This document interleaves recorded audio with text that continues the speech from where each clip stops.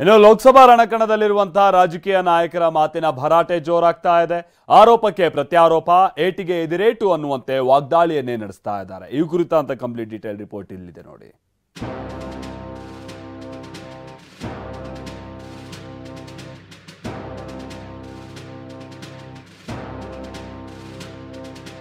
ಮಾತಿನ ಸಮರ, ವಾಕ್ಪ್ರಹಾರ, ಏಟಿಗೆ ಎದುರೇಟು.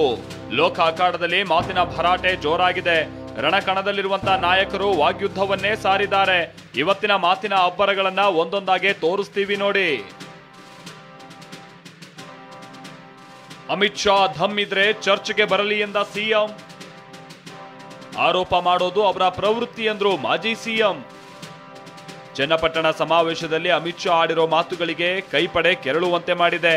ಬರ ಪರಿಹಾರಕ್ಕೆ ತಡವಾಗಿ ಮನವಿ ಮಾಡಿದ್ದಾರೆ ಎಂದಿರುವ ಅಮಿತ್ ಶಾಗೆ ಸಿಎಂ ಸಿದ್ದರಾಮಯ್ಯ ಚರ್ಚೆಯ ಸವಾಲನ್ನ ಹಾಕಿದ್ದಾರೆ. ಸಿಎಂ ಮಾತಿಗೆ ಟಕ್ಕರ್ ಕೊಟ್ಟಿರುವ ಯಡಿಯೂರಪ್ಪ ಆರೋಪ ಮಾಡೋದು ಅವರ ಪ್ರವೃತ್ತಿ ಎಂದಿದ್ದಾರೆ. ಯಾಕ್ರಿ ಸುಳ್ಳು ಹೇಳ್ತೀರಿ? ಜನಗಳಿಗೆ ಸುಳ್ಳು ಮಾಹಿತಿ ಕೊಡ್ತೀರಿ? ಒಂದೇ ವೇಳಕ್ಕೆ ಬನ್ನಿ, ನಾವು ಸುಳ್ಳು ಹೇಳ್ತಾ ಇದೀವೋ ನೀವು ಸುಳ್ಳು ಹೇಳ್ತಾ ಇದೀರೋ ಚರ್ಚೆ ಆಗ್ಲಿ. ಅದಕ್ಕೆ ಬರಕ್ಕೆ ಕಮ್ಮಿಲ್ಲ ಅವರಿಗೆ. ಸುಳ್ಳು ಹೇಳ್ತಾವ್ರ ಪಾಠ ಕಲಿಸೋರು ಯಾರು? ನೀವು ಕಲಿಸ್ಬೇಕಲ್ವಾ? ಸಿದ್ದರಾಮಯ್ಯನವರ ಮಾತಿಗೆ ಯಾವುದೇ ರೀತಿಯ ಬೆಲೆ ಕೊಡುವಂತ ಅಗತ್ಯ ಇಲ್ಲ. ವಿನಾಕಾರಣ ಆರೋಪ ಮಾಡುವಂಥದ್ದು ಸಿದ್ದರಾಮಯ್ಯನವರ ಒಂದು ಸಹಜ ಪ್ರವೃತ್ತಿ. ಹಣ ಮುಟ್ಟಲ್ಲ ಎಂದ ಪ್ರಧಾನಿ ಮೋದಿಗೆ ಸಿದ್ದು ಟಾಂಗ್. ಸಿಎಂ ಸಿದ್ದರಾಮಯ್ಯ ಕೇಂದ್ರ ಬಿಜೆಪಿ ನಾಯಕರ ವಿರುದ್ಧ ವಾಕ್ಸಮರ ಸಾರಿದ್ದಾರೆ. ಅಮಿತ್ ಶಾ ಅವರನ್ನ ಟೀಕಿಸಿದ ಬೆನ್ನಲ್ಲೇ ಪ್ರಧಾನಿ ನರೇಂದ್ರ ಮೋದಿ ಅವರ ಕಾಲೆಳೆದಿದ್ದಾರೆ. ಚಿತ್ರದುರ್ಗ ಕಾಂಗ್ರೆಸ್ ಸಮಾವೇಶದಲ್ಲಿ ಗುಡುಗಿದ ಸಿಎಂ ಆಪರೇಷನ್ ಕಮಲಕ್ಕೆ ಎಲ್ಲಿಂದ ದುಡ್ಡು ಬಂತು ಅಂತ ಪ್ರಶ್ನಿಸಿದ್ದಾರೆ. अच्छे दिन आएगा, आया क्या? अच्छे दिन आया? नहीं आया. अच्छे दिन नहीं आया. नरेंद्र मोदी जी क्यों झूठ बोल लिया? ಯಾಕಪ್ಪ ಸುಳ್ಳು ಹೇಳ್ತೀರಿ ನೀವು? ಹಿಂಗೆ ಸುಳ್ಳು ಯಾಕೆ ಹೇಳಿದ್ರಿ? ಜೊತೆಗೆ ಚುನಾವಣೆಗೆ 25 ಕೋಟಿ 30 ಕೋಟಿ ಖರ್ಚು ಮಾಡೋದು.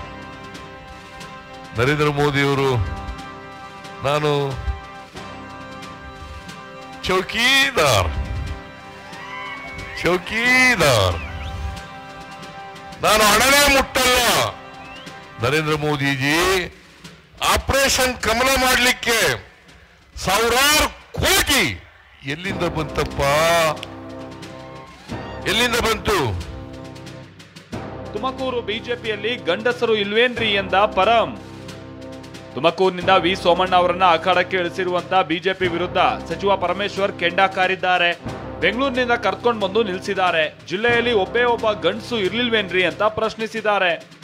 ಯಾರೋ ಹೊರಗಡೆಯಿಂದ ಬೆಂಗಳೂರಿನಿಂದ ಕರ್ಕೊಂಡು ಸೋಮಣ್ಣ ಅಂತ ಹೇಳಿ ನಿಲ್ಸಿದಿರಲ್ಲ, ತುಮಕೂರು ಜಿಲ್ಲೆನಲ್ಲಿ ಯಾವನು ಒಬ್ಬ ಗಂಡಸು ಭಾರತೀಯ ಜನತಾ ಪಾರ್ಟಿನಲ್ಲಿ ನಿಂತ್ಕೊಳ್ಳೋಕೆ ಇರ್ಲಿಲ್ವೇನ್ರಿ?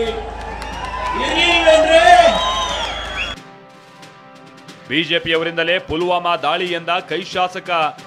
2019ರ ಪುಲ್ವಾಮಾ ದಾಳಿ ಮತ್ತೆ ಮುನ್ನೆಲೆಗೆ ಬಂದಿದೆ. ಕೇಂದ್ರವನ್ನ ಟೀಕಿಸುವ ಭರದಲ್ಲಿ ಗುಬ್ಬಿ ಶಾಸಕ ಎಸ್ಆರ್ ಶ್ರೀನಿವಾಸ್ ಗಂಭೀರ ಆರೋಪವನ್ನ ಮಾಡಿದ್ದಾರೆ. ಬಿಜೆಪಿಯವರೇ ಪುಲ್ವಾಮಾ ದಾಳಿ ಮಾಡಿಸಿರೋದಾಗಿ ಗುಡುಗಿದ್ದಾರೆ.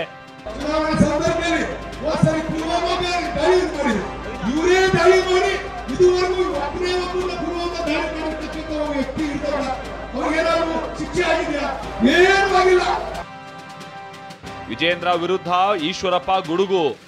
ಶಿವಮೊಗ್ಗದಲ್ಲಿ ಮಾಜಿ ಸಿಎಂ ಬಿಎಸ್ವೈ ವಿರುದ್ಧ ಬಂಡಾಯ ಸಾರಿರುವ ಈಶ್ವರಪ್ಪ ಸಿಟ್ಟು ತಣ್ಣಗಾಗುವ ಯಾವ ಲಕ್ಷಣಗಳು ಕಾಣಿಸ್ತಾ ಇಲ್ಲ. ಅಮಿತ್ ಶಾ ಭೇಟಿಗೆ ತೆರಳಿದ್ದ ಈಶ್ವರಪ್ಪ ಇವತ್ತು ಬರಿಗೈಲಿ ವಾಪಸ್ಸಾಗಿದ್ದಾರೆ. ಈ ಬೆನ್ನಲ್ಲೇ ಬಿಜೆಪಿ ರಾಜ್ಯಾಧ್ಯಕ್ಷ ವಿಜೇಂದ್ರ ವಿರುದ್ಧ ವಾಗ್ಬಾಣವನ್ನೇ ಬಿಟ್ಟಿದ್ದಾರೆ. ಹೋಗ್ಲಿಲ್ಲ ನನಗುತ್ತೆ, ಎಷ್ಟು ಸೊಕ್ಕು ಈಶ್ವರಪ್ಪನವ್ರಿಗೆ, ದೊಡ್ಡವ್ರ ಮಾತು ಮೀರ್ತಾರಲ್ಲ ಅನ್ನೋಂಥ ಭಾವನೆ ಬರ್ತಿತ್ತು.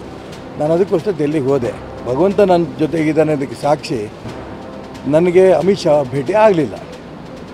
ಯಾಕೆ ಆಗಲಿಲ್ಲ ಅಂತ ನನಗನ್ಸಿದ್ದು ಅಂದರೆ, ನಾನು ಅನೇಕ ಪ್ರಶ್ನೆಗಳವ್ರ ಮುಂದೆ ಇಟ್ಟಿದ್ನಲ್ಲ, ಇದಕ್ಕೆ ಅವ್ರು ಉತ್ತರ ಕೊಡೋದು ಕಷ್ಟ ಆಗುತ್ತೆ ಅನ್ನೋಂಥ ಲೆಕ್ಕದಲ್ಲಿ ಅವ್ರು ನನಗೆ ಭೇಟಿ ಆಗಲಿಲ್ಲ. ಅವರಿಗೆ ಈ ರೀತಿ ಗೊಂದಲವನ್ನು ಸೃಷ್ಟಿ ಮಾಡಿ ಕೆಟ್ಟ ರಾಜಕಾರಣ, ಷಡ್ಯಂತ್ರ ರಾಜಕಾರಣ ಮಾಡಿ ಅಭ್ಯಾಸ. ಅವ್ರ ಷಡ್ಯಂತ್ರ ರಾಜಕಾರಣಕ್ಕೆ ಇವತ್ತು ರಾಜ್ಯದ ಜನ ಬಗ್ಗಲ್ಲ, ನಮ್ಮ ಕಾರ್ಯಕರ್ತರು ಬಗ್ಗಲ್ಲ, ನಾನಂತೂ ಬಗ್ಗಲ್ಲ. ಈ ಷಡ್ಯಂತ್ರ ರಾಜಕಾರಣ ಮಾಡಬೇಡಿ, ಗೊಂದಲವನ್ನು ಉಂಟು ಮಾಡಬೇಡಿ ಅಂತ ಮಾತನ್ನು ಹೇಳ್ತೇನೆ. ಮತ್ತೊಮ್ಮೆ ಹೇಳಿದ್ರೆ ಅವರು ಬೇರೆ ಭಾಷೆಯಲ್ಲಿ ನಾವು ಉತ್ತರ ಕೊಡಬೇಕಾಗುತ್ತೆ.